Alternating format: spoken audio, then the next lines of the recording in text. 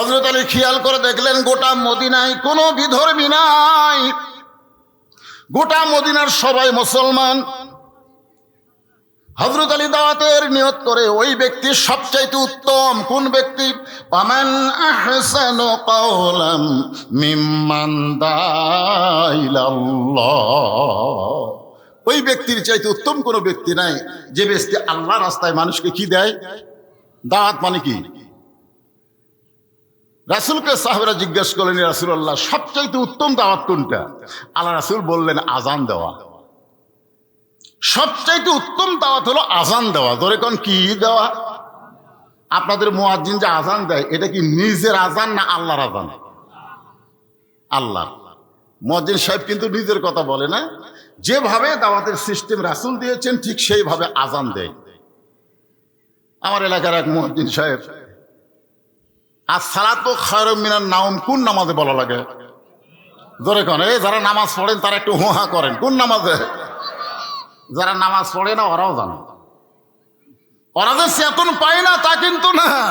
এই আসসালাতু খায়রুম মিনান নাওম শোনার পরে এদের ঘুমটা আরো চাপিয়ে ধরে। ধরে কোন কথা ঠিক কিনা? আগে চেতন ছিল কিন্তু এটা শোনার পরে ঘুম আরো ভালো। খুব খেয়াল করবেন, সবচেয়ে উত্তম দাওয়াত হলো মুয়াজ্জিন যে আযান দেয়। হযরত আলী মদিনা অতিক্রম করে ঘোড়ার পিঠে চড়ে একটা নতুন জায়গায় কলেমার দাওয়াতের নিয়ত করেছে।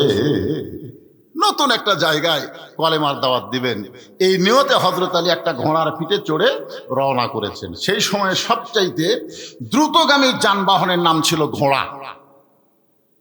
সবচাইতে দ্রুতগামী যানবাহনের নাম কি? জোরে বলেন। ঘোড়ার পিঠে চড়ে হযরত ওমর মদিনার শহর ছেড়ে দূরবর্তী কোন এলাকায় টার্গেট করে দাওয়াতের কাজে যখন রওনা দিলেন, মদিনা অতিক্রম করার সঙ্গে সঙ্গে হযরত আলী দেখলেন রাস্তার পাশে সুন্দর একটা মসজিদ গড়ে উঠেছে। সুবহানাল্লাহ। তার ধারণা ভুল হলো, তিনি মনে করছিলেন মদিনার মধ্যেই শুধু মুসলমান, মদিনার বাহিরে বুঝি নাই।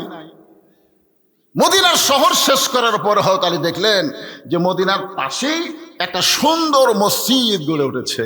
আপনি বলেন তো সুন্দর মসজিদ গড়ে উঠলে ওই এলাকার কে আছে? আরো জোরে কোন কে আছে? যারা মসজিদের আযান শোনার পরে মসজিদে আসে না। আপনি যতই মুসলমান বলে দাবি করেন, আল্লাহ রাসূল বলেছেন মান তারাকা সালাতু মুতাম্মিদান ফাকাত কাফারা। আবার অন্য হাদিসে বলা হয়েছে মান তারাকা সালাতু মুতাম্মিদান ফাকাত জাযাউ জাহান্নাম।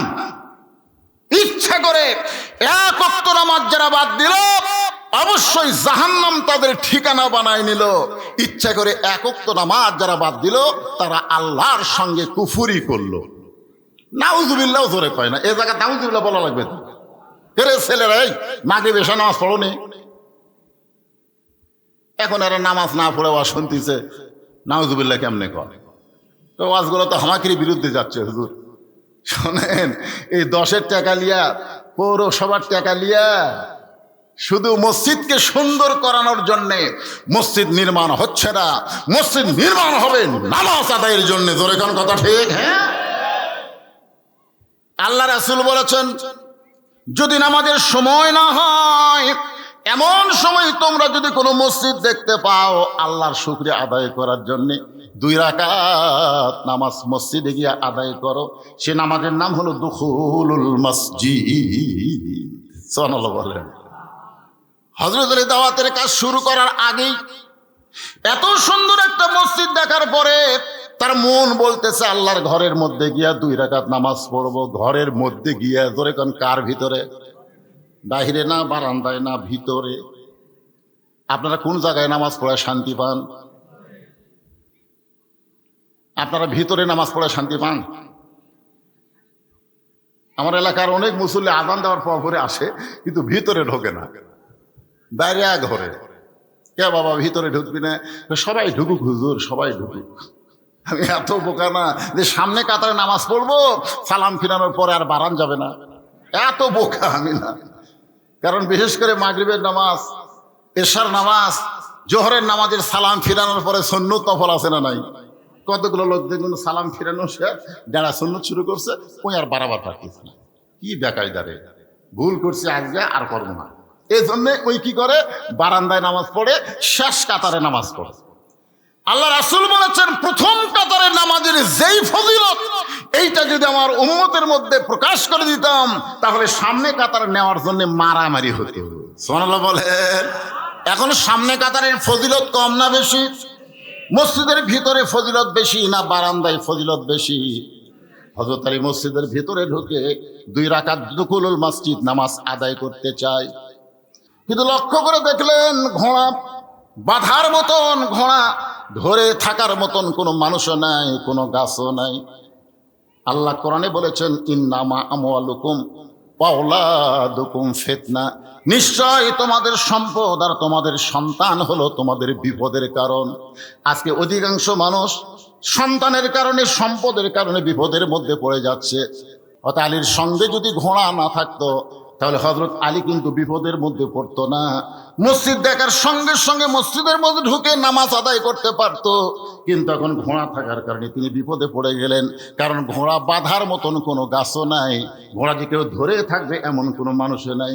এখন ঘোড়াটা কারে দিয়া হযরত আলী মসজিদের মধ্যে ঢুকবে? ঘোড়া কারে দিয়ে মসজিদের মধ্যে ঢুকবে? কারণ তার মন মসজিদের মধ্যে ঢুকে গেছে, খালি দেহটা বাহিরে আছে। সুবহানাল্লাহ বলেন। হাদিসে আছে বিস্তারিত, হুজুরি কলব ব্যতীত, হাদিসে আছে বিস্তারিত, হুজুরি কলব ব্যতীত করছিন কালেও নামাজ তোর হবে না। তবে কেন গাও জোয়ারি, মানুষকে দেখাও নামাজ পড়ি, ও তোমার সিদ্ধ বীজে সুফসল ফলে না। আজও কেন আল্লাহর নামাজ ধরতে পারলা না? যে ব্যক্তি নামাজ ধরবে যাবতীয় অন্যায় অপকর্ম থেকে আল্লাহ তার হেফাজত করবে। সুবহানাল্লাহ। আইন দিয়ে কোনো কিছুই সাইজ করা যাবে না। বাংলাদেশের মুসলমানদেরকে সাইজ করতে গেলে 1 নম্বর তার নাম হলো নামাজ। যেখানে 1 নম্বর কি? ইন্না সলাতা তানহানিল ফাহশাই ওয়াল মুনকার। একমাত্র নামাজই পারে মানুষকে যাবতীয় খারাপি থেকে বাঁচাই দিতে। এ কথা কি আমার না আল্লাহ? তা আপনার ছেলেকে তো আপনি স্কুল ধরালেন, হাই স্কুল ধরালেন, কলেজ ধরালেন, আপনি কি নামাজ ধরাইছেন? না, কে করল রে? মুসলমানের বাচ্চা হয়ে কথা বলা যাবে না তো? বলা যাবে? 7 বছর থেকে নামাজের তালিম দেওয়া লাগবে, আর 10 বছর থেকে জোর করে তাকে নামাজ ধরাতে হবে। খুব খেয়াল করবেন, নামাজের তালিম দিবেন কয় বছর? কয় বছর? তার মানে বোঝা গেল 7 বছর আগে কোনো বাচ্চাকে মসজিদের মধ্যে আনা যাবে না। যদি আপনি আনতে চান 7 বছরের পরে আনা লাগবে। 7 থেকে 10 এই 3টা বছর হলো শিক্ষা দেওয়ার বছর।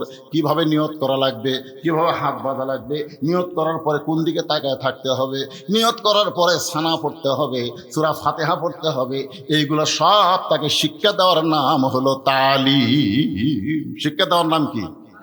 তাহলে কয় বছর তালিম দেওয়া লাগবে? ইয়ার কি মনে করতেছে? 3টা বছর নামাজের তালিম দিতে হবে। এখনো বাংলার অনেক মুসল্লি নামাজ পড়ায় অন্যদিকে যায়,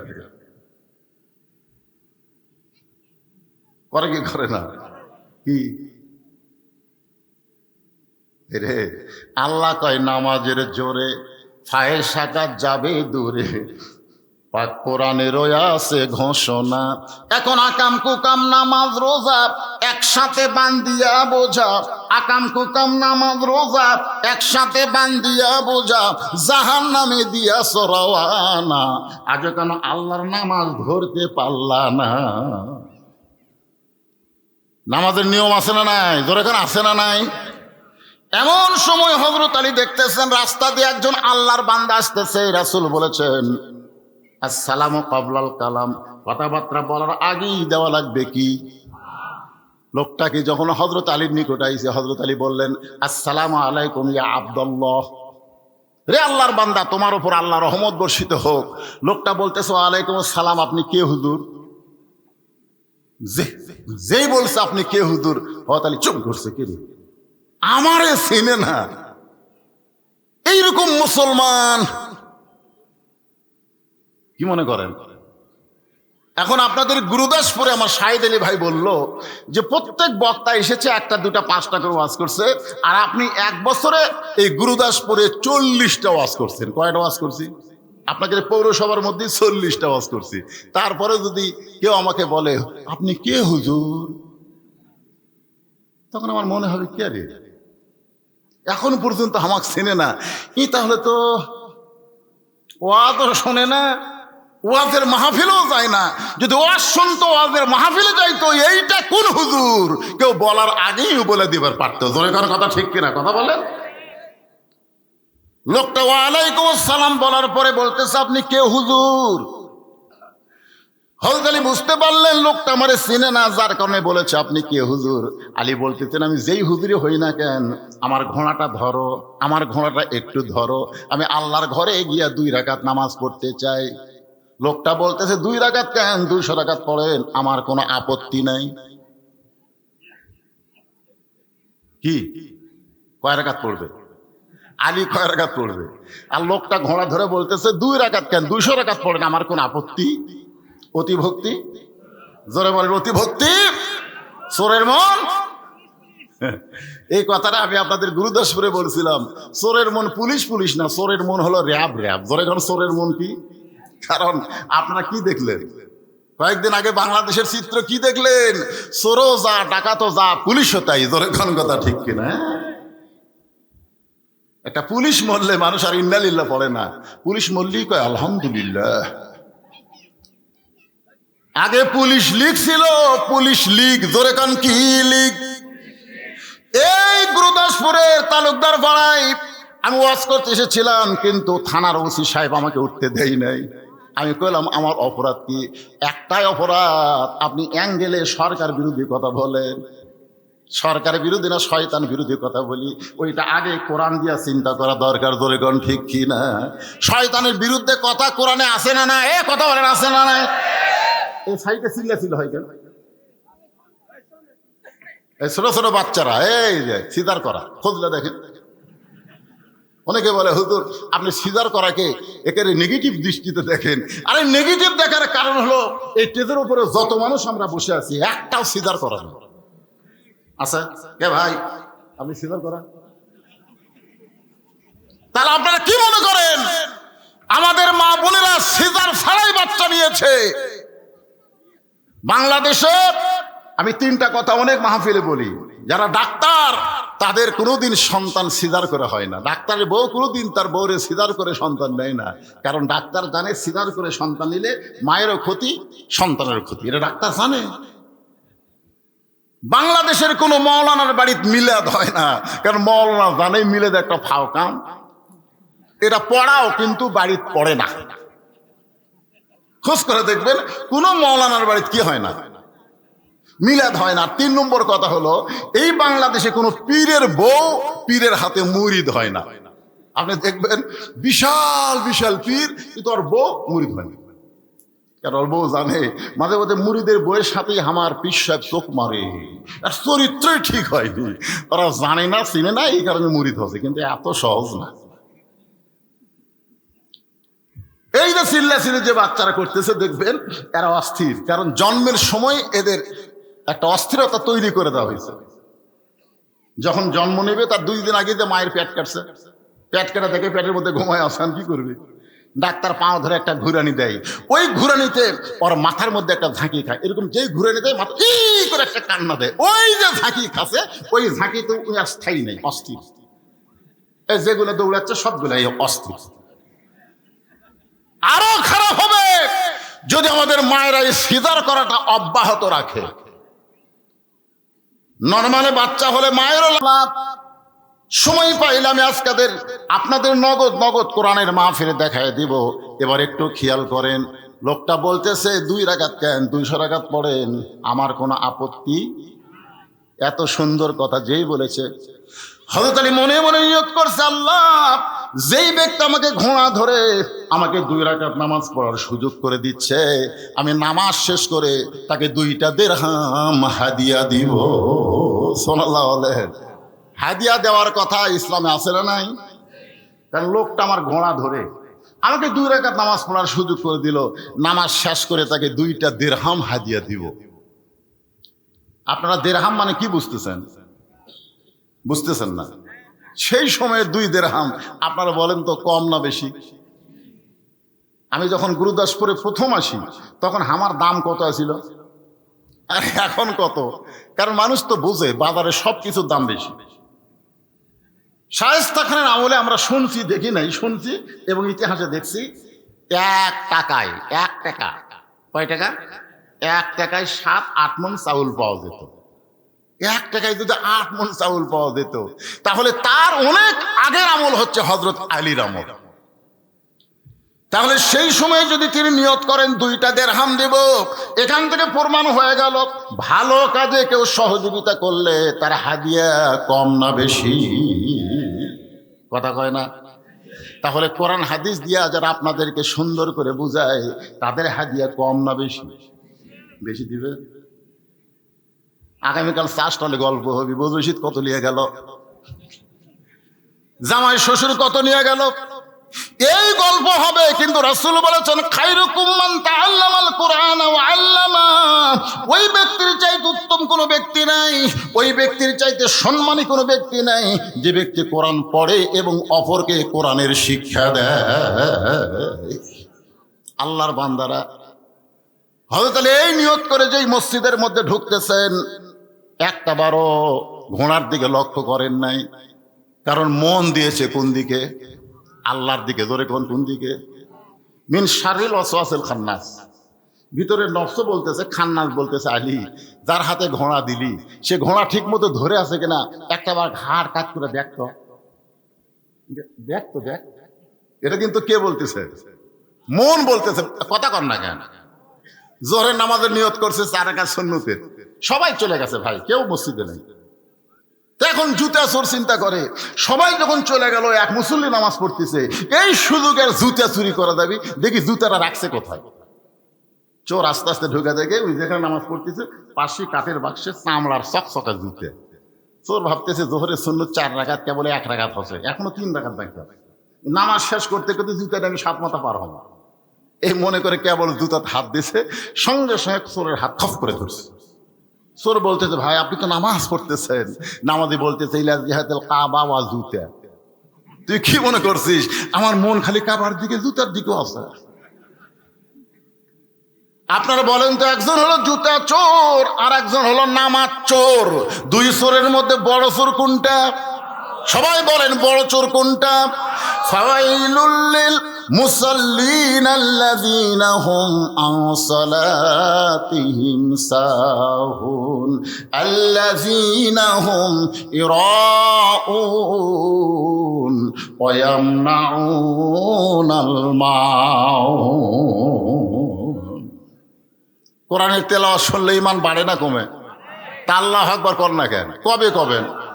এতদিন কবার পারেননি, বললেই হয়তো বলবে জামাত ইসলাম করে, ইসলামী আন্দোলন করে। এখন তার সেইটা চিন্তা নাই। আছে? জন্মের পরে আপনার কানে আল্লাহু আকবার দিয়ে আজান দিছে, জন্মের সাথে সাথে আপনার বাম কানে আল্লাহু আকবার আকামত দিছে। আপনি মরে গেলে আপনার লাশ সামনে রাইখা আল্লাহু আকবার বলে নিয়ত হবে। জোরে কোন কথা ঠিক?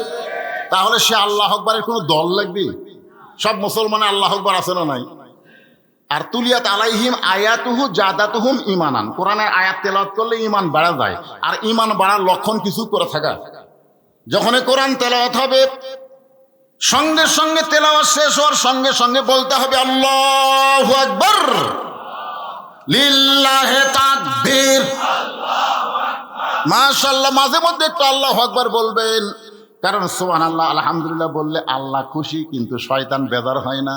আর আল্লাহু আকবার বললে আল্লাহ খুশি হয়ে যায়, শয়তান বেজার হয়ে দৌড় দেয়। রাসূল বলেছে এত জোরে দৌড় দেয় ওর পিছন দিয়ে বাতাস বার হয়ে যায়। তা আমরা কি শয়তানকে কাছে রাখবো না তাড়াবো? যদি তাড়াবার চাই তাহলে জোরে আল্লাহু আকবার বলা ছাড়া কোনো উপায়। ওই লোকটা হলো ঘোড়া চোর। জোরে কোন কি চোর? হযরত আলী চোরের হাতে ঘোড়া দিয়ে আল্লাহর ঘরের মধ্যে ঢুকতেছে। আল্লাহর ঘরে যখন ঢুকবেন আপনি ইচ্ছা মতো ঢুকতে পারবেন। আপনাকে ঢুকছেন কোন দিন? আমি কিন্তু বারান্দার কথা বলতেছি না, আমি আল্লাহর ঘরের ভিতরের কথা বলতেছি। আল্লাহর ঘরের মধ্যে যখন ঢুকবেন তখন ডান পা দিয়ে আপনাকে ঢুকতে হবে। জোরে কোন কোন পা? জবান খুলে একটা দোয়া পড়া লাগে, আপনারা কি পড়েন? তাহলে আপনারা সবাই বলেন তো দোয়াটা কি? করোনার সময় এক ব্যক্তি মুখে মাস্ক নিয়ে এই দোয়া পড়তেছে, মুখে মাস্ক নিয়ে কি পড়তেছে? দোয়া পড়তেছে। আমি বললাম ভাই মাস্কটা খোলেন, মাস্কটা খোলেন।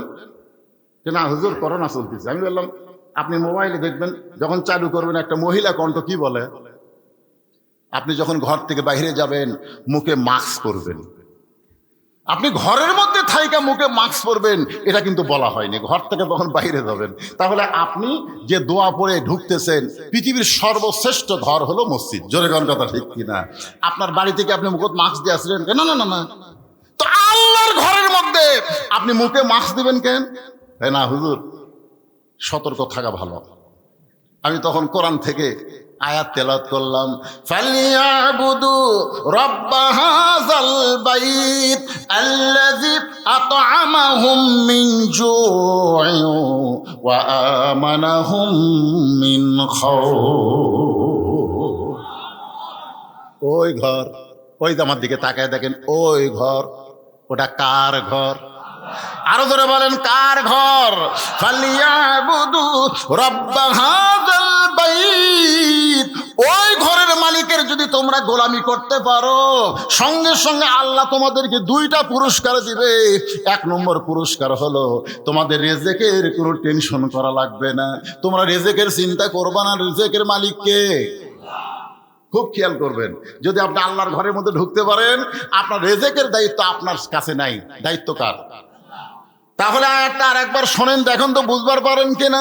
ফালিয়াবুদু রাব্ব হাযাল বাইত আল্লাযী, এক নম্বর আল্লাযী আত'আমাহুম মিন জু'ইন, দুই নম্বর হলো ওয়া আমানাহুম মিন খাউফ।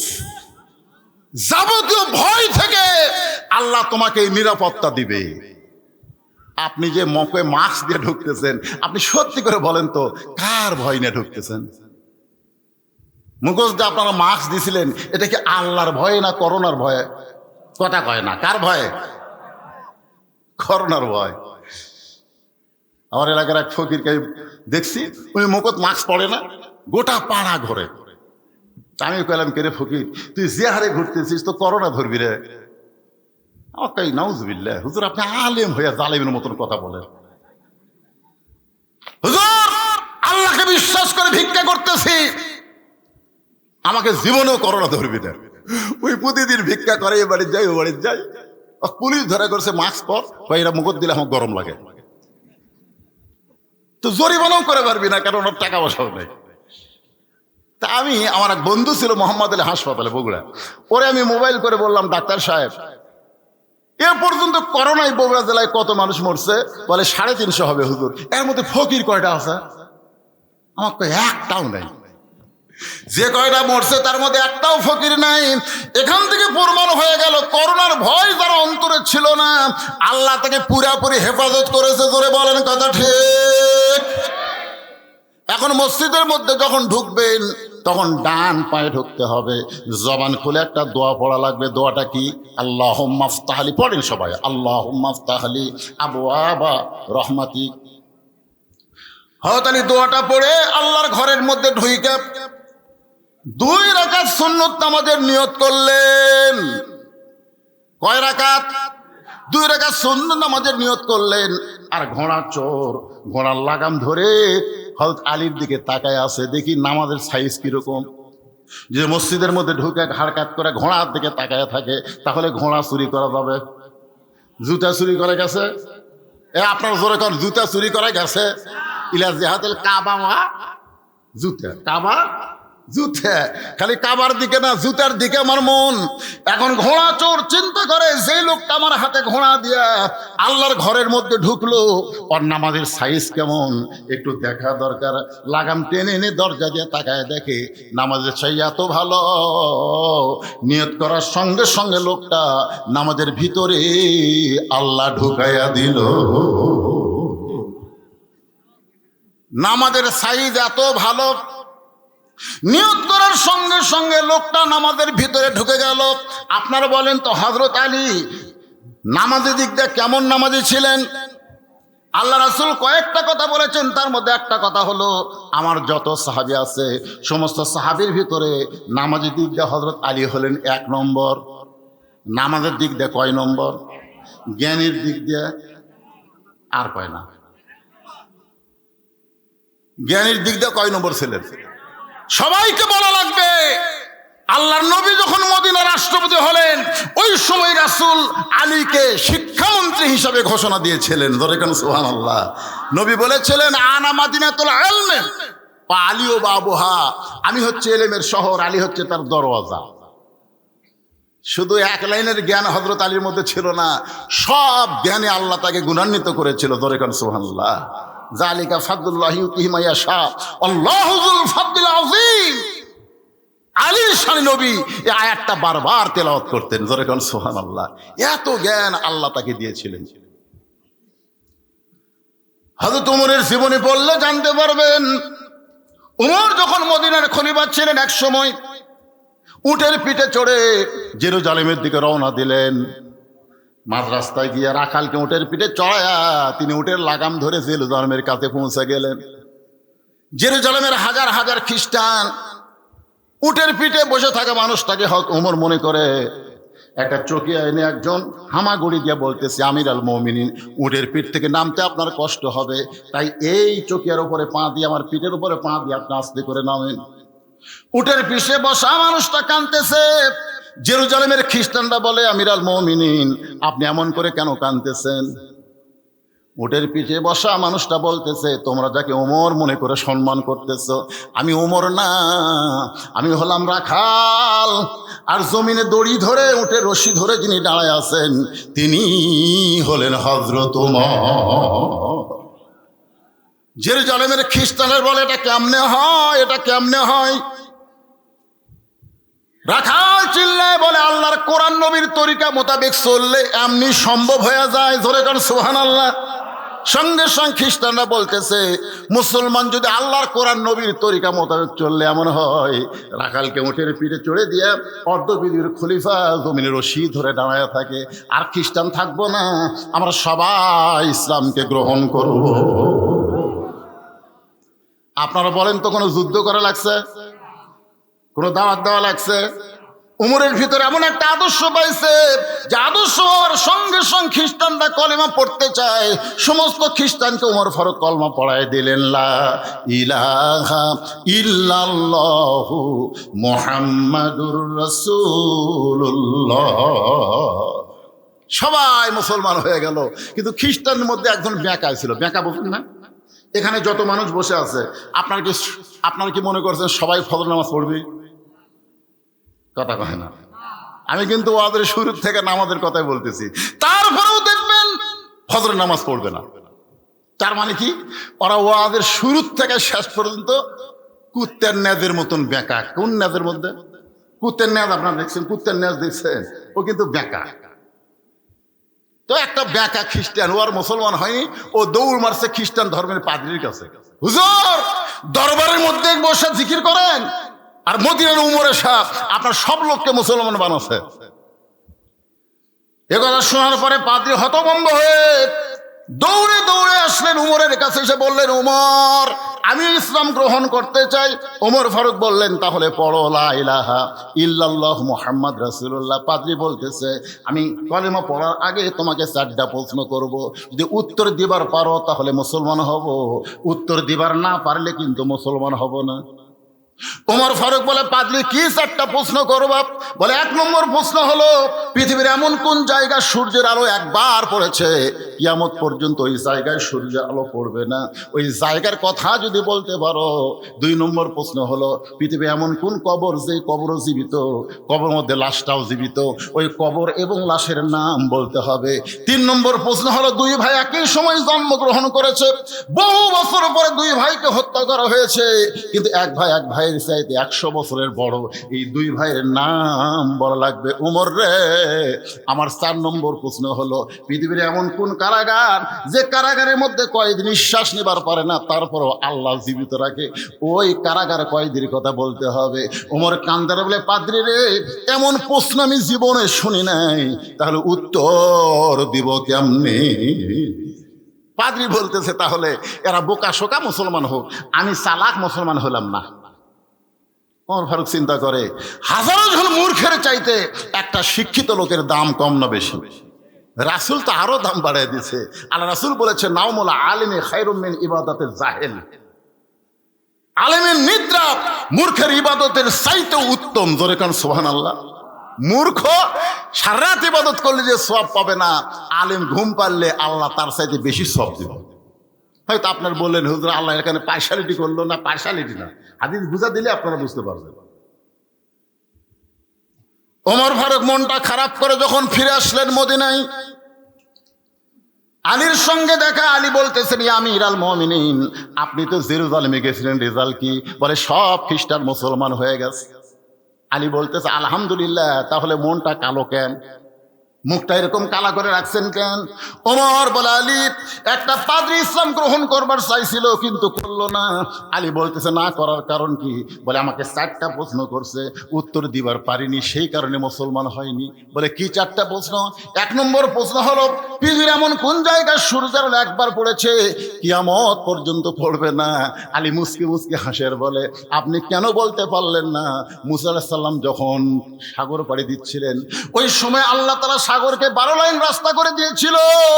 সাগর যখন রাস্তা হলো, সূর্যের আলো সাগরের তলদেশে পড়ে গেল। আর ফেরাউন যখন ওই রাস্তা মনে করে রওনা দিল, তখন আল্লাহ পানিটা পূর্বের মতো আবার একত্র করে দিল। ওই জায়গায় কিয়ামত পর্যন্ত আর কোনোদিন সূর্যের আলো পড়বে না। হায় হায়, আমি তো চিন্তা করিনি। 2 নম্বর প্রশ্ন হলো কবর জীবিত, লাশটাও জীবিত, কবর লাশের নাম কি? আলী বলতে যে কবর হলো ইউনুস, কবর হলো মাছ, আর লাশের নাম হলো ইউনুস আলাইহিস সালাতু ওয়াস সালাম। কি নাম ধরে কোন? ইউনুস কিন্তু একজন আল্লাহর নবী, আর আমাদের বর্তমানে যিনি উপদেষ্টা তিনি 2 নবীর নাম ধরে আছেন। একটা হলো মুহাম্মদ সাল্লাল্লাহু, কেন আমাকে প্রধান উপদেষ্টা নাম জানেন না আপনারা? কি নাম? মোহাম্মদ ইউনুস, মোহাম্মদ ইউনুস। হায় হায় রে, সাবেক প্রধানমন্ত্রীকে কে যেন বলছিল এই মহাবিপদ আপনি কোন দোয়া পড়তেছেন? পড়বার গেলেই খালি ওই দোয়াই মনে হয়, কিন্তু কোন দোয়া আপনারা জানেন? সে দোয়া জানেন? লা ইলাহা ইল্লা আনতা সুবহানাকা ইন্নী কুনতু মিনাজ জালিমিন। সবাই বলেন না কেন ভাই? বিপদ আপদ মুসিবত আমাদের সকলের সঙ্গে আছে না নাই? দলের আছে না? কিন্তু দোয়াটার নাম কি?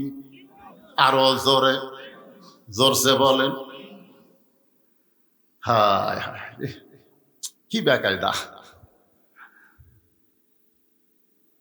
হযরত আলী বললেন ইয়া আমিরাল মুমিনিন, কবরটা হলো মাছ আর লাশটার নাম হলো ইউনুস। কবরও জীবিত, লাশটাও আল্লাহ জীবিত রেখেছে। ওমর ফারুক বলে আলী ভাই তাহলে 3 নম্বর প্রশ্ন করলো, একই সঙ্গে 2 ভাই জন্মগ্রহণ করছে যমজ, অনেক বছর পরে 2 ভাইকে হত্যা করা হলো। এক ভাইয়ের সাথে 100 বছরের বড়। এই 2 ভাইয়ের নাম কি? আলী বলতেছেন উযায়ের আর আদিত আলাইহিস সালাতু ওয়াস সালাম। একই সঙ্গে 2 ভাই জন্মগ্রহণ করেছিল, কিন্তু উযাইরকে আল্লাহ তাআলা একটা উপত্যকার মধ্যে 100 বছর ঘুম দিয়েছিল।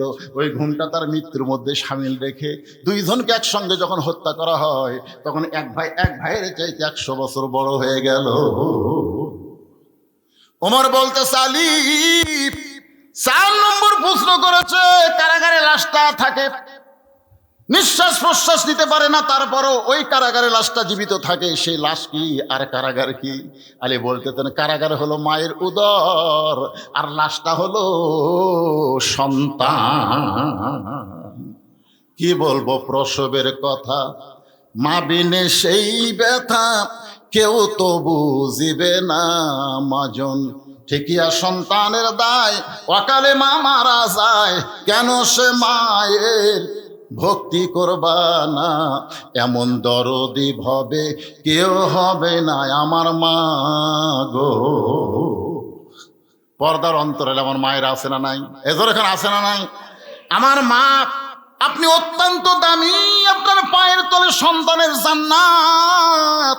মাগো, আপনার কথা ইসলাম 3 বার বলেছে, আর বাবার কথা মাত্র 1 বার বলেছে। মা, আপনার অত্যন্ত দামি মা। আল্লাহর কোরআন দিয়ে যেদিন বাংলাদেশ চলবে, সেদিন মেয়েরা বুঝতে পারবে নারীদের কত দাম ইসলামে আছে।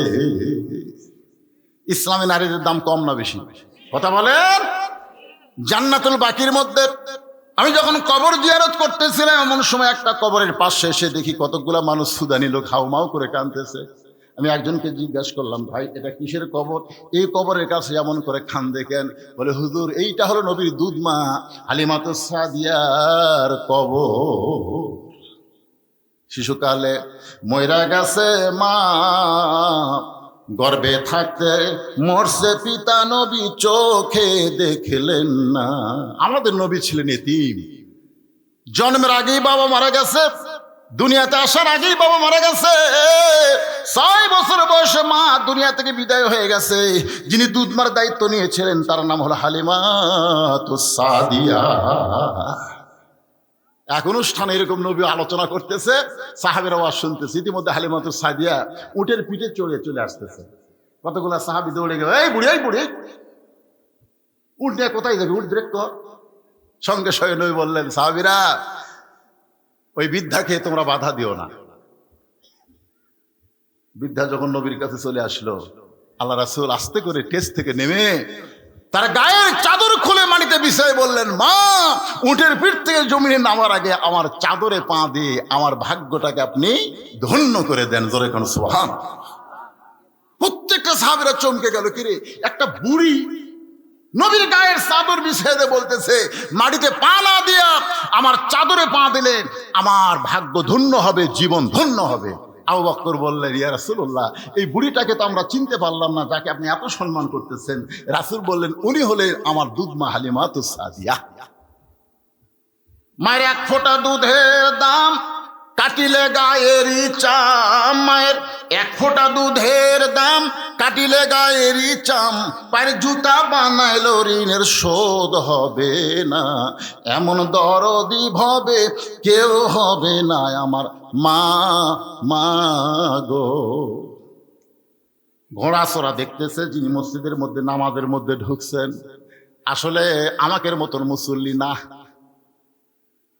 ঘোড়াচড়া বুঝতে পারলেন লোকটা শুধু নামাজের নিয়ত করে নাই, নিয়ত করার সঙ্গে সঙ্গে নামাজের মধ্যে ঢুকেছে। এখন লোকটার কাছ থেকে যদি গোটা পৃথিবীও চুরি করা হয়, লোকটা কিছুই বুঝতে পারবে। রাসূলের কথা মতো আলী কয় নম্বর নামাজি? কথা কয় না, কয় নম্বর নামাজি? পিঠে তীর ঢুকছিল, আপনারা জানেন না? কেউ বলে পিঠে, কেউ বলে পায়ে। আল্লাহ রাসূল বললেন, আলী যখন নামাজের মধ্যে থাকবে তখন তীরটা টেনে বের করো। নামাজের যখন মধ্যে থাকবে, ওই নামাজের ইমামতি করলেন আল্লাহর নবী। সামনে কাতারে হযরত আলী, এক পাশে আবু বকর, এক পাশে ওমর, পিছনে কাতারে ছিল হযরত উসমান গনি। 2 জন সাহাবীকে নবী বললেন, তোমরা জামাত তরক করে আলী তীরটা টেনে বের করো। নামাজ যখন শুরু করছেন, তীর টান দেয়, পিছন থেকে আসে, ছাড়া দিলে আবার খাওয়া হয়। জাবের আর হুযায়ফা 2 সাহাবী বলতেছে, এই মুহূর্তে টানা যাবে না, যখন নামাজের ভিতরে যাবে। নামাজের ভিতর কখন?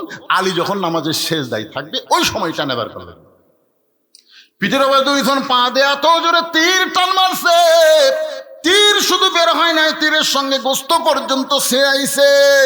নামাজ শেষ করার পরে নবীর সামনে যখন তীর আর গোস্তের টুকরা জমা দেওয়া হয়, আল্লাহ নবী এত কান্না কানলেন। কাঁদার পরে বলেন, আলী রে। সঙ্গে সঙ্গে আলী বলে, লব্বাইক ইয়া রাসূলুল্লাহ। আলী, যেই তীর ধরে একটু নড়াচড়া করলে তুমি চিৎকার দিয়ে কান্তা, সেই তীর তোমার পিঠের ভিতর থেকে বের করা হলো।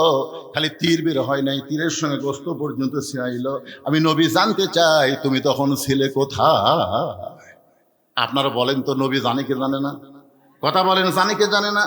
এরপরে নবী আমাদেরকে শোনানোর জন্য বললেন, আলী, আমি জানতে চাই তুমি তখন ছিলে কোথায়? আলী বলতেছে, রাসূলুল্লাহ, আমার মনে হয় আমার পিঠ থেকে যখন তীর টেনে বের করছে, গোস্ত ছিঁড়াইছে, আমি তখন কাবার ভিতরে ছিলাম। প্রত্যেকটা সাহাবী ওঠ কামড়ায়, কারণ নামাজ পড়েছে মসজিদ নববীতে, যেখান থেকে কাবা হলো 430 কিলো দূরে। 430 কিলো দূরে কাবার ভিতরে হযরত আলী কেমনে? সাহাবীদের মধ্যে কিছু সাহাবী বলা বলি করলো, ইয়া রাসূলুল্লাহ, আলী দুর্বল হওয়ার কারণে বলতেছে, হয়তো অসুস্থ হওয়ার কারণে বলতেছে। আমি তখন কাবার ভিতরে ছিলাম, কারণ আলী মসজিদ নববীর মধ্যে আপনার পিছনে নামাজ পড়লো, তাহলে কাবার মধ্যে ঢুকলো কেমনে? রাসূল বলেন, সাহাবীরা রে, আমি আলীর কাছ থেকে শুনতে চাই। আলী বলতেছে, রাসূলুল্লাহ, নামাজের নিয়ত করার পর আপনার শরীয়ত বলতেছে চোখ দুইটা খোলা রাখতে হবে। আমি দুইটা চোখ খুলে সেজদার দিকে তাকায় থাকলাম, কিন্তু এক সময় আমার দুইটা চক্ষু বন্ধ হয়ে গেল। আমি তখন অন্ধ হই নাই, আমি তখন দেখতে পাই আমার সেজদার জায়গায় আল্লাহর কাবা ঘর দাঁড়িয়ে গেছে।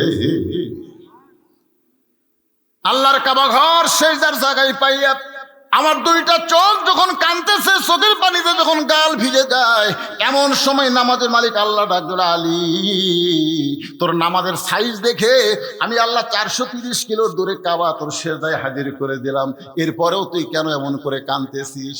আলী নামাজের মধ্যেই বলতেছে, আল্লাহ, আমার সামনে কাবা দিয়া তুমি আমারে খুশি করতে পারবা না, কারণ কাবার নামাজ পড়ি না, আমি নামাজ পড়ি কাবার মালিকের জন্যে।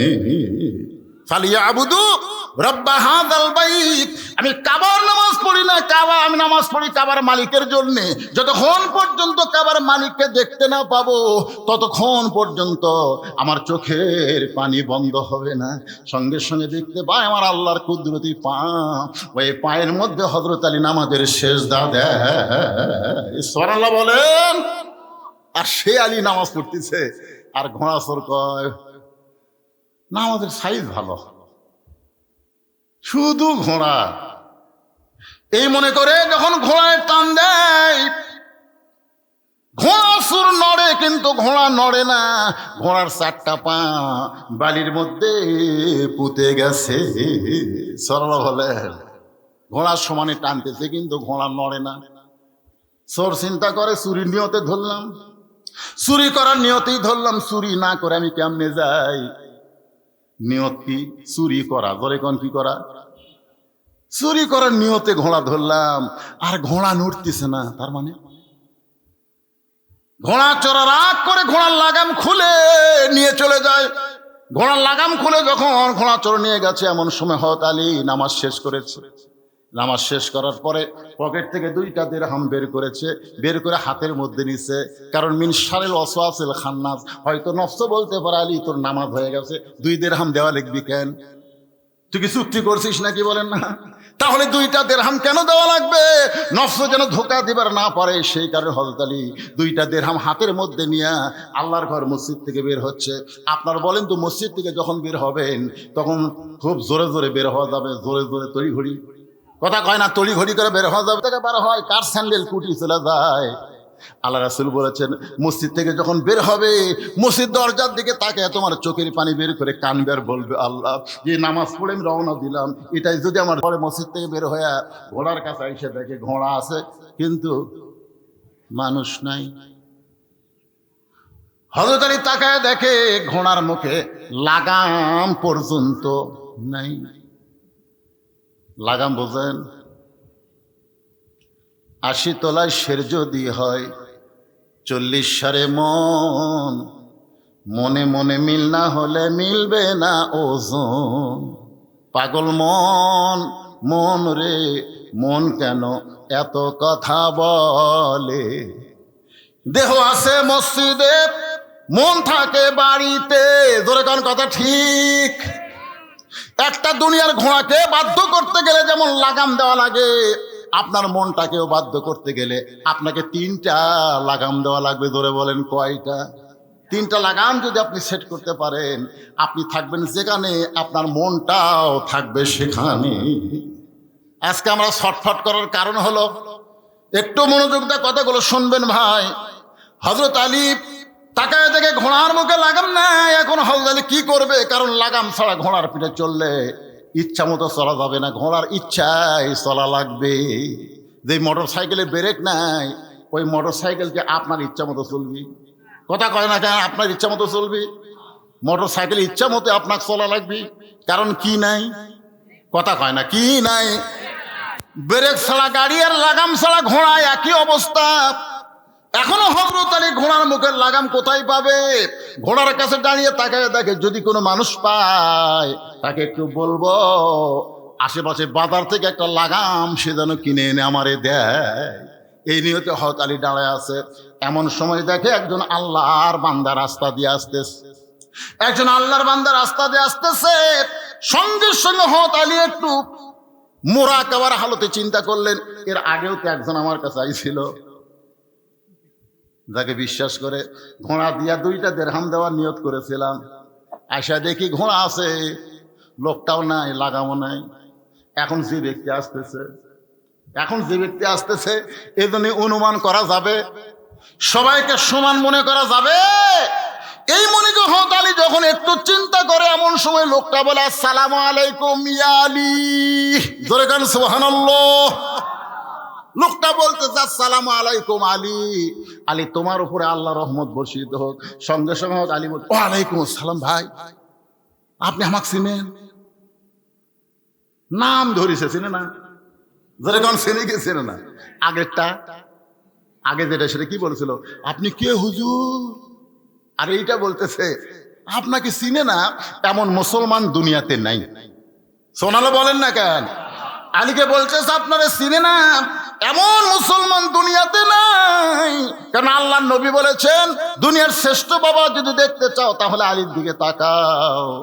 আলীর 2টা সন্তান জান্নাতি যুবকদের সর্দার হবে। দুনিয়ার শ্রেষ্ঠ স্বামীকে যদি দেখতে চাও তাহলে আলীর দিকে তাকাও।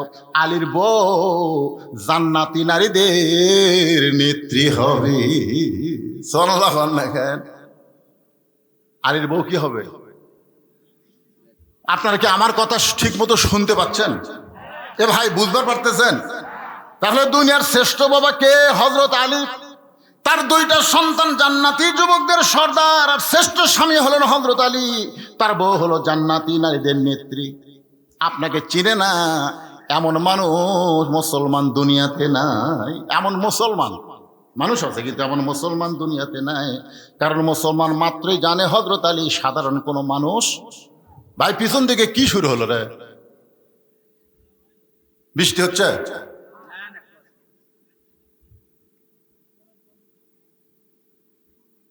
কথাগুলো যদি বুঝবার পারেন, মনোযোগ দিয়ে একটু আমার কথার দিকে খেয়াল করেন। দুনিয়ার যারা মুসলমান তারা হযরত আলীকে চিনে, কতক্ষণ চিনে। বাংলাদেশের যারা মুসলমান তারা আল্লামা সাঈদীকে চিনে, কিন্তু জানে রাজাকার, জানে কি কথা কয় না। গাড়িসাপাড়ার মাহফিলে যে ওয়াজ আমার গোটা পৃথিবী ভাইরাল হয়েছে, ওয়াজের মধ্যে কিন্তু আমি বলেছিলাম, আল্লামা সাঈদী হুজুর যদি এখানে এসে ওয়াজ করতো, আমার মতন টুড্ডা মৌলবীর ওয়াজ করে শুনবি? হুজুর যত ওয়াজ করেন আপনি, পরে আল্লামা সাঈদী আসার পরে আর কোনো বক্তার চান্স, সবাই তাকে রাজাকার বললেও ক্ষতি নাই, কিন্তু বক্তার জগতে এমন কোন শ্রোতা নাই যে আল্লামা সাঈদীরে চিনে না। ধরে কোন কথা ঠিক কিনা? এখনো হযরত আলীরে চিনে না এমন মুসলমান দুনিয়াতে নাই। তুমি আমারে কেমনে চিনলা ভাই? বলে জোহরের নামাজের ইমামতি করতেছেন আল্লাহর নবী, প্রথম রাকাতে 3 বার সুবহান রাব্বিল আলা বলে সেজদা দিছে। একই রাকাতে 2 বার সেজদা আছে না নাই? ধরে কোন আছে না নাই? দ্বিতীয় সেজদায় গিয়ে নবী আর সেজদা থেকে মাথা তোলে না। সাহাবীরা চিন্তায় পড়ে গেল। প্রথম সেজদায় 3 বার সুবহান রাব্বিল আলা বললাম, নবী সেজদা তুললো। দ্বিতীয় সেজদায় গিয়ে এত লম্বা সেজদা নামাজ শেষ হওয়ার পরে রাসূল বলেন, সাহাবীরা রে, তোমাদের সকলের মনের মধ্যে একটা কথা বুদবুদ করতেছে, আমি দ্বিতীয় সেজদা এত লম্বা কেন দিলাম? আমার ইচ্ছা করে দেই নাই। হাসান হোসেন আমার কান্দে চড়ে বসেছে, এখন ওরা 2 জন থাকা অবস্থায় আল্লাহ পাক আমাকে সেজদা তুলতে নিষেধ করেছে। আপনি এমন সন্তান, 2 জনের বাবা, নবীর কান্দে বসলে নবীর সেজদা থেকে মাথা তোলে না। একই সঙ্গে আব্দুল্লাহ আর হুসাইন পড়তো একই মাদ্রাসায়, 2 জন একই সঙ্গে যাইতো। একদিন হঠাৎ হোসেনের মনে একটু রাগ হয়ে কলম ফেলে দিছে। আব্দুল্লাহ বলে কলমটা এনে দে। আব্দুল্লাহ দৌড়ে গিয়ে কলম এনে দেয়, হোসেন আবার ফেলে দেয়। এই আব্দুল্লাহ, কলমটা আমার এনে দে। আব্দুল্লাহ বলতেছে, হুসাইন আমার সঙ্গে এমন কেন করতেছো? আমার বাবা হলো অর্ধ পৃথিবীর খলিফা হযরত ওমর। সঙ্গে সঙ্গে হোসেন বলে, তুই আমার গোলাম, তোর বাপও আমার গোলাম, যা। যেই বলছে তুই গোলাম, তোর বাবা গোলাম, সঙ্গে সঙ্গে আব্দুল্লাহ দৌড়ে গিয়ে বাবার কাছে কান্দে বলে, বাবা হোসাইন বারবার কলম আমাকে এনে দিতে বলে, আমি 2বার আনা দেওয়ার পর আবার যখন ফেলে দেয়, আমি আনা দেইনি বলে আমি একটু বলেছি, আমার বাবা অর্ধপৃথিবীর খলিফা, তুমি খামারে ছিল না, এমন কেন করতেছ? হোসাইন বলে, তুই গোলাম, তোর বাবা আমার গোলাম। ওমর ফারুক বলে, আব্দুল্লাহ এই কথাকে হোসাইন বলেছে? বলে, অবশ্যই বলেছে। জুমার দিনে হোসাইনকে ডাক দিয়ে বললেন, বাবা তুমি নাকি বলেছো তুই গোলাম, তোর বাবা আমার গোলাম, এই কথা কি সত্য? হোসাইন বলতে, আপনি সত্যি করে বলেন তো, আমার নানার গোলাম হইতে কি আপনার আপত্তি আছে? ওমর ফারুক বলেন, আব্দুল্লাহ রে, এই কথা যদি হোসাইন লিখে দেয়, ওই কাগজটা যত্ন করে রাইখা দিও, কবরের মধ্যে আমার কাফনে ঢুকাই দিও, অন্তত বলতে পারবো জান্নাতি যুবক, 2 যুবক সর্দারের, এক সর্দারের আমি গোলাম ছিলাম, আমার ছেলেও তার চাকর ছিল। বলে কোন সুবহানাল্লাহ। আপনারা চিনে না এমন মুসলমান দুনিয়াতে নাই। আলী বলতেন, ভাইজান তাহলে বড় বিপদ, আমার ঘোড়া আছে, ঘোড়ার মুখে লাগাম নাই, আশেপাশে কোনো বাজার যদি থাকে, বাজার থেকে আমার একটু লাগাম কিনে এনে দাও। লোকটা বলতে, যে হুজুর এইটা কেমনে হলো? আপনার মতন শিক্ষিত মানুষ লাগাম ছাড়া ঘোড়া নিয়ে কেন বের হয়েছেন? আপনি তো সাধারণ কোনো মানুষ না। রাসূল বলেছেন, আনা মাদিনা তো এলনো আলী ও বাবুহা, একই দস্তরখানার মধ্যে সাহাবেরা খাচ্ছেন, আলীর বুদ্ধি যাচাই করার জন্য হযরত আলী খুরমা খেজুর খাচ্ছে আর বিচি রাখতেছে আলীর সামনে, খুরমা খেজুর খায় আর বিচি আলীর সামনে রেখে দেয়। এক সময় রাসূল বললেন, সাহাবীরা রে, আমার আলীর পেটে এত খিদা বেশি লাগছে, দেখো একাই কতগুলা খুরমা খেজুর খাচ্ছে, মুখের সামনে বিচি ঠিক। সঙ্গে সঙ্গে আলী দাঁড়ায় বলে, আমার হুজুর যে কথা বলছে 100 ভাগ সত্যি, আমার পেটে খিদা বেশি, বিচিও বেশি। তোমাদের কাছে জানতে চাই, খিদা কার বেশি, যে বিচি বার করা খায় না বিচি সহ খায়? সাহাবীরা বললেন, তার ক্ষুধাই বেশি, যে বিচি সহ খাইছে। নবীর সামনে তাকায় দেখো একটাও বিচি দেয়, আমি তাও বার করার টাইম পাইছি, নবী কিন্তু বের করারও টাইম পাই না। সঙ্গে সঙ্গে রাসূল বলে, আলী রে আয় আয় আমার বুকে আয়। বুকের মধ্যে নিয়ে রাসূল বললেন, আনা মাদিনাতুল ইলম ওয়া আলী বাবুহা, তুমি হচ্ছে ইলমের, আমি হচ্ছে ইলমের শহর, আর তুমি হলে সেই শহরের দরওয়াজা। আপনি এত বড় জ্ঞানী হইয়া লাগাম ছাড়া ঘোড়া নিয়ে কেমনে বের হলেন? হুজুর এত বড় জ্ঞানী হইয়া লাগাম ছাড়া ঘোড়া নিয়ে কেন বের হইলেন? আপনারা বলেন তো, শিক্ষিত মানুষ যদি কোনো ভুল করে, সাধারণ মানুষ কিন্তু কথা বলার একটা চান্স পায়। ধরে কোন কি পায়? আমার 5 মিনিট বাজারে এরকম পাঞ্জাবির এই পকেটে, অনেক আগেকার কথা, আমি 200 টাকা নিয়ে বাজার করতেছি। বাজার করার পর আমি পকেটে হাত দিয়ে দেখি টাকা নেই। তখন বলতে, যে হুজুর কোন পকেটে টাকা রাখছিলেন? নাই কেন? এই পকেটে রাখছিলাম ভাই, নাই রে। তখন একজন বলতে, যে হুজুর আপনি কি সত্যি আলেম? আপনি ওয়াজ করলে কি মানুষ আপনার ওয়াজ শোনে? আমি কইলাম, মিয়া টাকা হারাইছে আমার, আর গরম হস্তরা, তার মানে বলে টাকা কোন পকেটে রাখা লাগবে এইটা যে জানে না, কেমন আলেম? আপনি জানেন না এই হাতের মধ্যে টাকা কোন পকেটে ছোঁয়া লাগবে? এই পকেটে আপনি মেসওয়াক থবেন, টয়লেট পেপার থবেন, আর এই বুকের তলের পকেটে আপনি টাকা থবেন, আপনি জানেন না? আমি বললাম, তোর হাত ভাই, টাকা যখন নাই জিনিসগুলো ঢাইলে যাও। হুজুর আপনি আরো যদি লাগে নিয়ে যান, পরে দিবেন, অসুবিধা নেই, কিন্তু একটা আলেম মানুষ। আমি কাছে গিয়ে বললাম, তুমি যেটা দেখছো, আমি যেটা বলছি, এটা যেন কেউ না শোনে ভাই, কারণ আমি খুবই অপমান বোধ করতেছি, আর যেন কেউ না শোনে। কেন? হুজুর জান। কিছুক্ষণ পরে এক লোক দৌড়ে এসে বলতে, হুজুর আপনার বলে টাকা পকেট মারছে, পকেট মার বলে টাকা মারছে। আমি বললাম, কে বললো? কেন? গোটাল হাঁটি হয়ে গেছে, বদরশি ধরা খাতে রে, বদরশি ধরা গেছে। শিক্ষিত মানুষ ভুল করলে সাধারণ মানুষ পর্যন্ত কথা বলার একটা কি পায়, সুযোগ পায়। বলতেছে, এত বড় আলিম হইয়া লাগাম ছাড়া ঘোড়া নিয়ে আপনি কেমনে বের হলেন? আলী বলতে, ভাইজান আমার কাছে 2টা দিরহাম আছে, যদি পারো কাছের বাজার থেকে একটু লাগাম নিয়ে আসো, যাও একটা লাগাম নিয়ে আসো। তুমি কি আনবা না? লোকটা বলতে, হুজুর আমি আপনাকে চিনি। জোরে কান সুবহানাল্লাহ। এমন একটা সুযোগ পাইলাম যে আপনার ঘোড়ার একটা লাগাম কিনে দেওয়ার, এই সুযোগটা আল্লাহ পাক আমাকে জান্নাতি করে দিতে পারে। আলী বলতে, কে রে, আমার ঘোড়ার লাগাম কিনে এনে দিয়ে তুই জান্নাতি হবি? আমি এমন কিছু? বলে, আপনি জানেন আল্লাহ রাসূল বলতেছেন, ওসমান ওসমান, আল্লাহ তোমার ভাগ্য খুলে দিবে। জোরে কোন সুবহানাল্লাহ। ওসমান গনি বলে, রাসূলুল্লাহ কেমনে? রাসূল বললেন, সুযোগের সন্ধানে থাকো, সুযোগের সন্ধানে থাকো। যেদিন আল্লাহ রাসূল বলেন, আলী আমি বহু দেখাদেখি করলাম, ফাতেমার জন্য কোনো পাত্র পেলাম না, আল্লাহ তাআলা তোর সঙ্গে আমার ফাতেমাকে গ্রহণ করেছে। আলী খালি মুচকি মুচকি হাসে। রাসূল বলে, হাসতেছিস কেন? বিবাহ করতে গেলে মোহরানা দেওয়া লাগবে, তোর কি আছে? আলী বলতে, হুজুর আমার যে কি আছে আল্লাহ রাসূল ভালো জানে।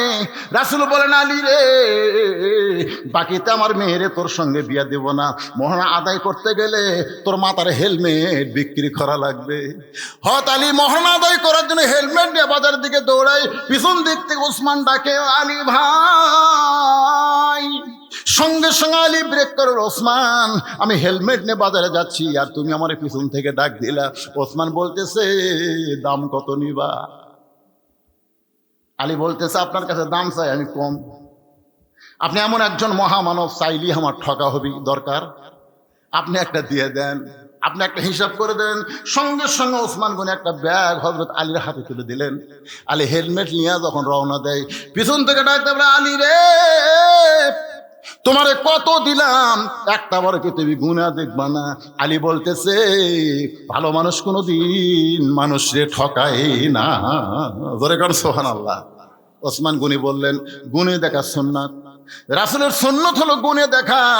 এবার হযরত আলী গুনে দেখে 480 দিরহাম। আলী কান্দেল, ওসমান একটা মাথার হেলমেটের দাম কি কোনোদিন এত হয়?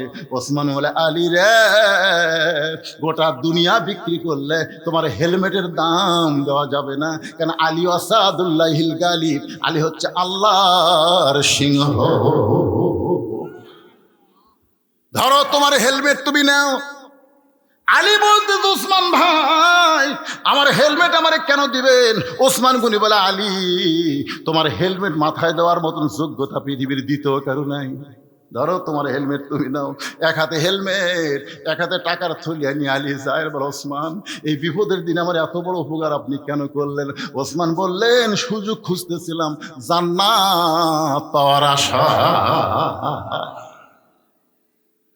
ওসমান গনির মতন মহান সাহাবী যদি সুযোগ খোঁজে জান্নাত পাওয়ার আশায়, আজকে আপনার ঘোড়ার লাগাম কিনে দিয়া আমিও সেই জান্নাত পাবার চাই। জোরে বলেন সুবহানাল্লাহ। 2টা দিরহাম নিয়ে লোকটা বাজারের মধ্যে ঘুরতেছে। ঘোড়ার লাগাম কোথায় পাওয়া যাবে? কোথায় ঘোড়ার লাগাম? সবাই বলতেছে, ভাইজান এই বাজারের মধ্যে কোনোদিন ঘোড়ার লাগাম বিক্রি হয় না। ঘোড়ার লাগাম যদি নিবার চাও, এখান থেকে অনেক দূরে আর একটা বাজার আছে, সেই বাজারে যাও।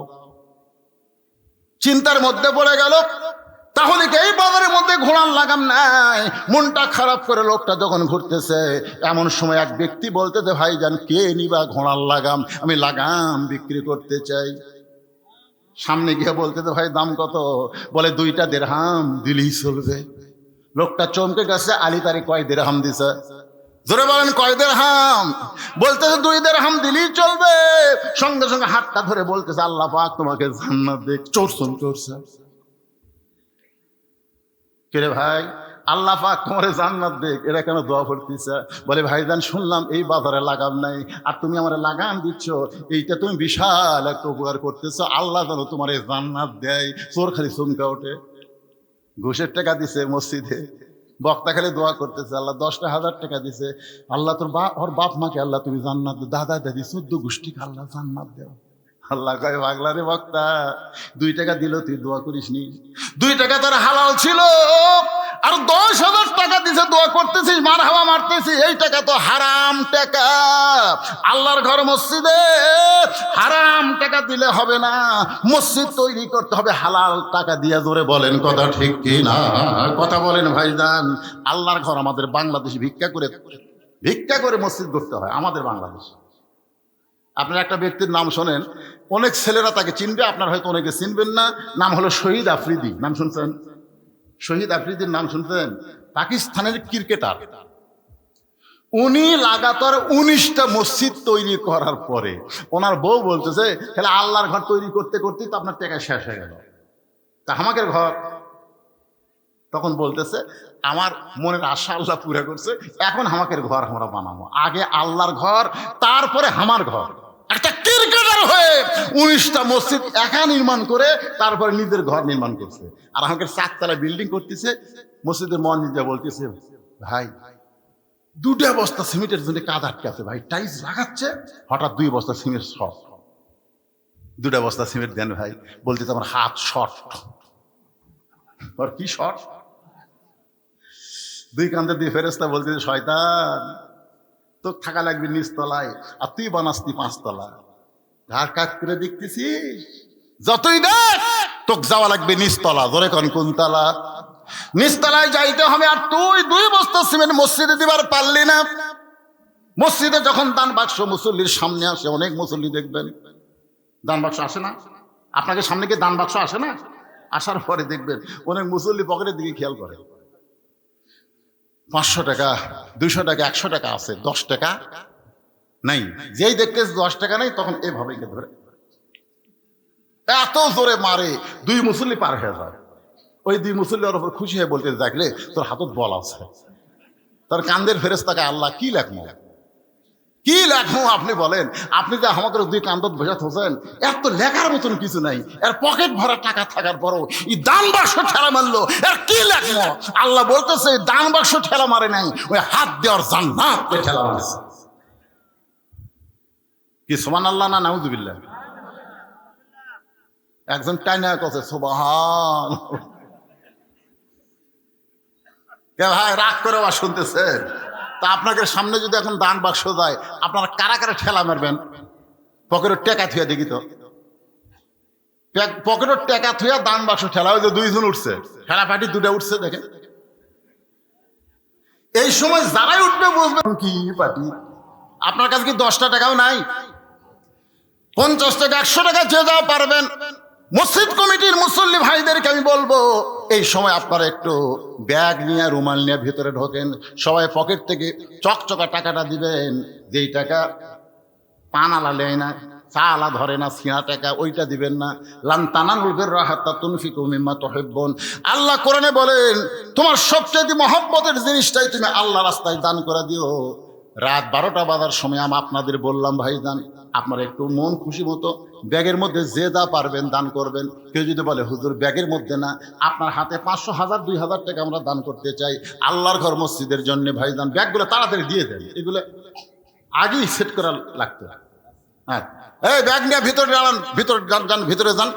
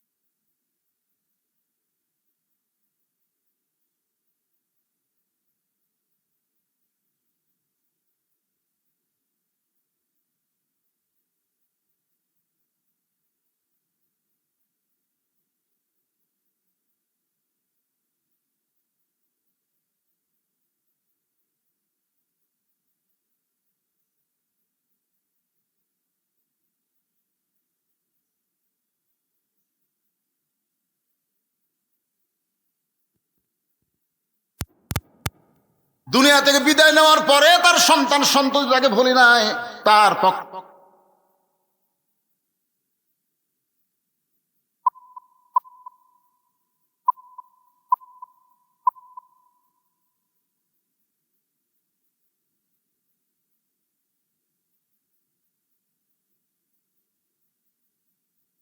আল্লাহ দানকে কবুল করেন। আল্লাহুম্মা আমিন। চশমা লাগালেন, বুদ্ধি নেই। নাম হলো মোহাম্মদ আবুল কালাম মল্লিক।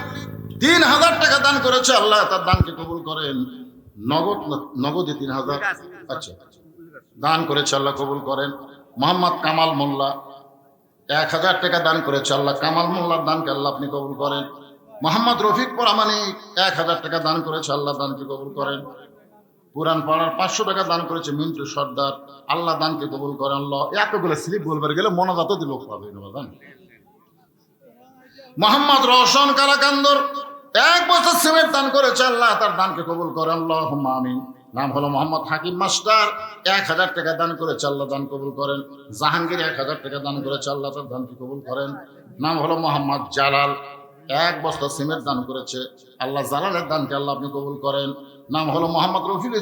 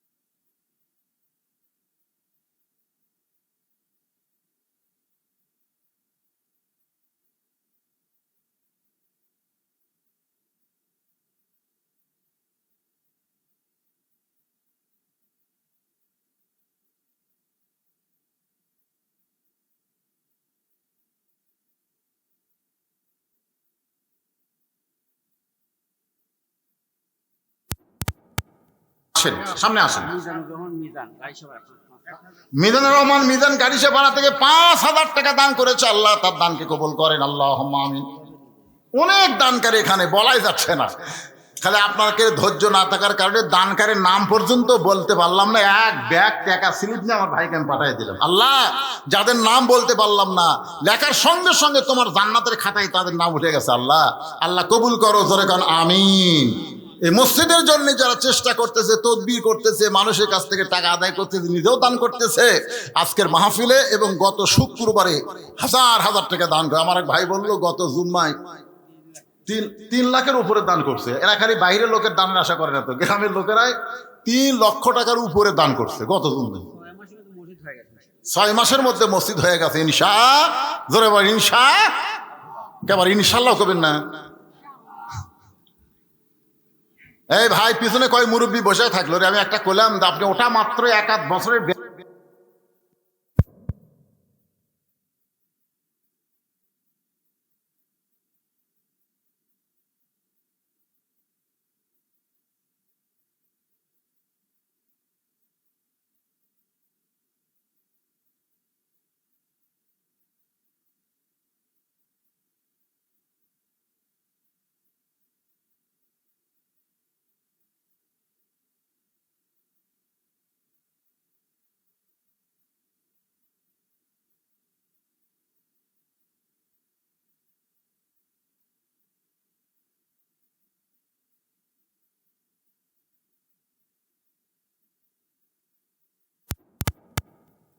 মসজিদে জুম্মাই যে কুরবানি দিলে এত সওয়াব, কুরবানির গায়ে যত পশম থাকবে প্রত্যেক পশমে পশমে একটা করে নেকি আল্লাহ দান করবেন।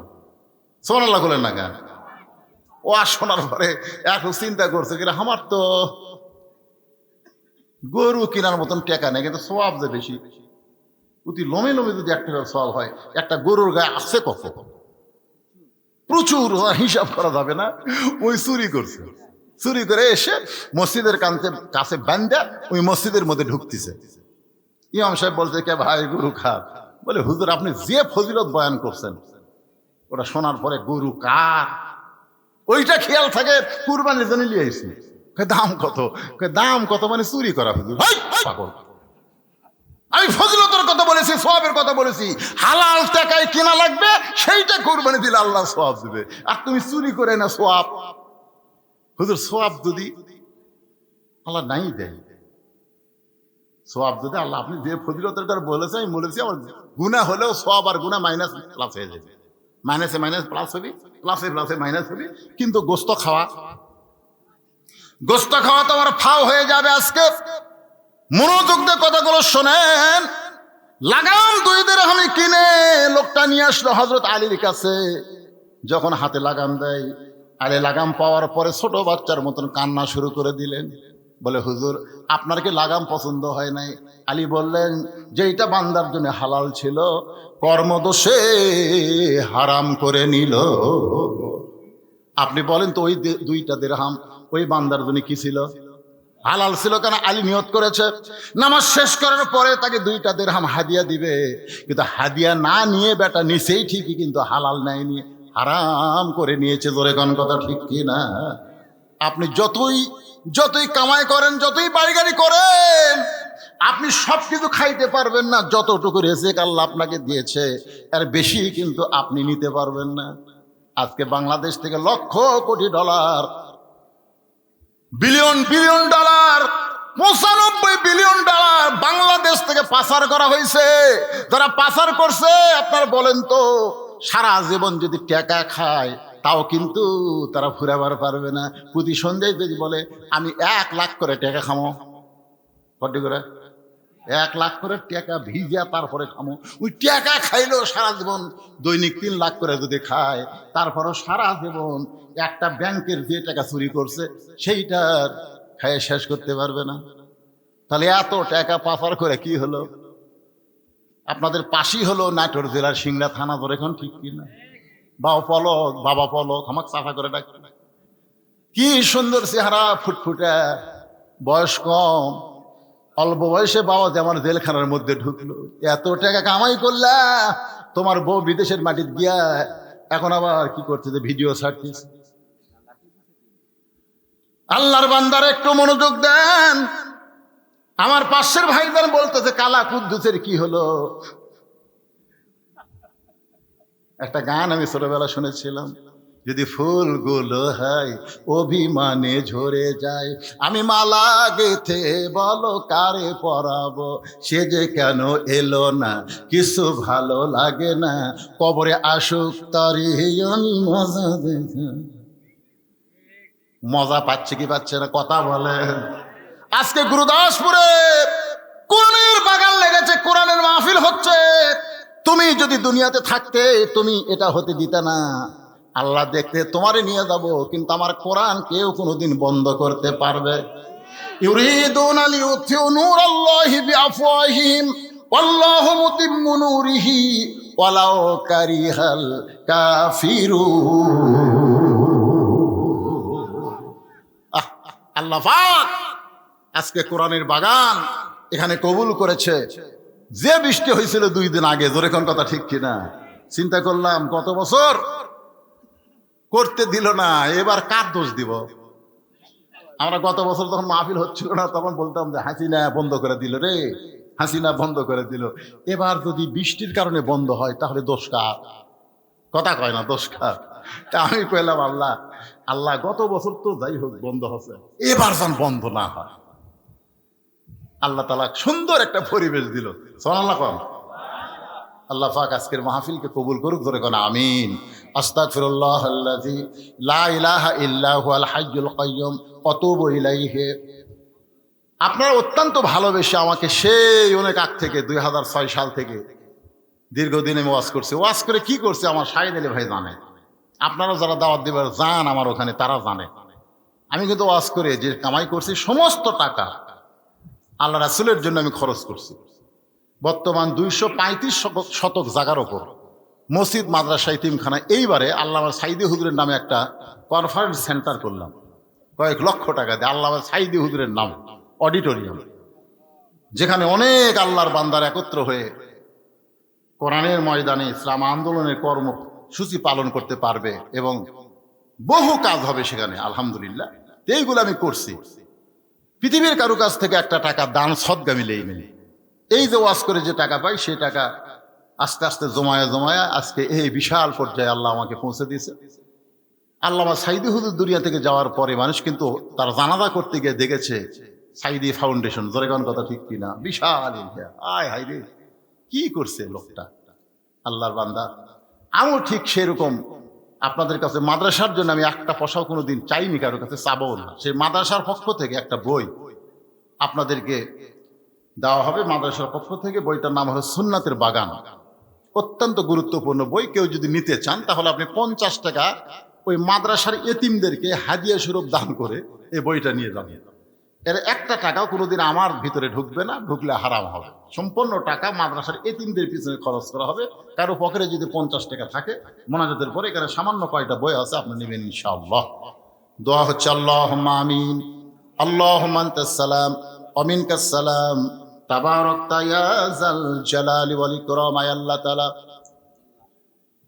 অনেক লম্বা সময় ধরে তোমার পাগল বান্দা বান্দিরা আরামের বাড়ি ঘুমকে বাদ দিয়া কোরআন হাদিসের মহব্বত করে যাই নিয়া এই জান্নাতের বাগানে বসে বসে আলোচনা শোনার শেষে আমি গুনাহগারের সঙ্গে রহমতের দরজায় ফকির হয়ে দোকানা হাত তুলেছি। আল্লাহ মেহেরবানি করে আজকের মাহফিল আমাদের সকলের হেদায়েতের জন্য, নাজাতের জন্য, জান্নাতের জন্য কবুল করো। এই মাহফিলের শুরু থেকে শেষ পর্যন্ত যত আলোচনা হয়েছে আল্লাহ, এর মধ্যে যদি ত্রুটি হয়, ভুল হয়, মাফ করে দিও। এর জাহাদিয়া মঞ্জুর করো সোনার মদিনায়, নবী পাকের রওজা মুবারকে আল্লাহ কবুল করে নিও। तमाम আম্বিয়ায়ে কেরাম, আসহাবে কেরাম, তাবিনী কেরাম, তাবিনী কেরাম, तमाम পৃথিবীর মাটির নিচে যত মুমিন মুমিনা শুয়ে আছে আল্লাহ, সকলের আরওয়াহ পরে হাদিয়া কবুল করো। আল্লাহ তোমার মসজিদকে মহব্বত করে নগদে বাকিতে তোমার পাগলের এত টাকা দান করেছে, এত সুন্দর মসজিদ নির্মাণের জন্য যারা টাকা পয়সা দান করলো আল্লাহ, সবগুলো দান জান্নাতের বিনিময় হিসাবে তুমি কবুল করে নাও। যেই বাবা মাকে লক্ষ্য করে সন্তানরা দান করেছে আল্লাহ, তাদের দানের টাকার বিনিময়ে বাপ মার কবরকে জান্নাতের টুকরা বানিয়ে দাও। আল্লাহ মসজিদকে কিয়ামত পর্যন্ত কবুল করো। মসজিদের জায়গা দিয়া মসজিদে তৈরি করে অনেকে দুনিয়া থেকে চলে গেছে আল্লাহ, তোমার মসজিদ তোমার ঘর নির্মাণ হয়েছে, হয়তো জায়গা দেনেওয়ালার দুনিয়াতে নাই। আল্লাহ মসজিদের ওসিলায় তাকে জান্নাতি কবুল করে না। পর্দার অন্তরালে আমার মা বোনের আবেদা সালিহা পর্দানশী কবুল করে, মা ফাতেমার চরিত্র দান করে দাও। আমি অসুস্থ, আমার মতো অসুস্থ হয়ে যারা হাত তুলেছে আল্লাহ সুস্থতার নিয়ামত দান করো। মসজিদ কমিটির সভাপতি, সহসভাপতি, সেক্রেটারি, কেশিয়ার, মুসল্লি, ইমাম, মুয়াজ্জিন সকলকে আল্লাহ তুমি কবুল করো। আজকের মাহফিলের সভাপতি, সহসভাপতি, প্রধান অতিথি, বিশেষ অতিথি বিন্দুদের আল্লাহ তুমি কবুল করো। আমরা যারা হাত তুলেছি সকলেই জবান খুলে বলি রব্বির হামহুমা কামা রব্বায়ানি সগীরা। আল্লাহ আমাদের কলিজার টুকরা জনম দুঃখনী মা বাবা যাদের কবরে চলে গেছে আল্লাহ মেহেরবানি করে মা বাবার কবরকে জান্নাতের টুকরা কবুল করে না। একটা মিনিট একটু চিন্তা করেন তো সবাই, একটু চিন্তা করেন বাজান, যেই দুইটা হাত আল্লাহর দরবারে তুলেছেন, এই দুই হাতে কত কবরে আপনি মাটি দিয়েছেন, একটু চিন্তা করেন। এই দুই হাতে কত লাশ কবরের ঘরে নামাইস, এই দুই হাত দিয়া কত কবরে মাটি দিয়েছি। একদিন আমরা সবাই মরে যাব, আমরা কেউ থাকবো না দুনিয়ায়। যেদিন আমাদের মৃত্যু হবে আল্লাহ, দিনটা যেন জুমার দিন হয়, মাসটা যেন রমজান মাস হয়, ইমানের সাথে ইজ্জতের সাথে এই দুনিয়া থেকে বিদায় নেওয়ার কালে আমাদের জবানে তুমি জারি করে দিও লা ইলাহা ইল্লাল্লাহু মুহাম্মাদুর রাসূলুল্লাহ সাল্লাল্লাহু আলাইহি সাল্লাম। আসসালামু আলাইকুম ওয়া রাহমাতুল্লাহি ওয়া বারাকাতুহু। যারা বই নেবেন স্টেজের উপরে আসে নিয়ে যাবেন ইনশাআল্লাহ।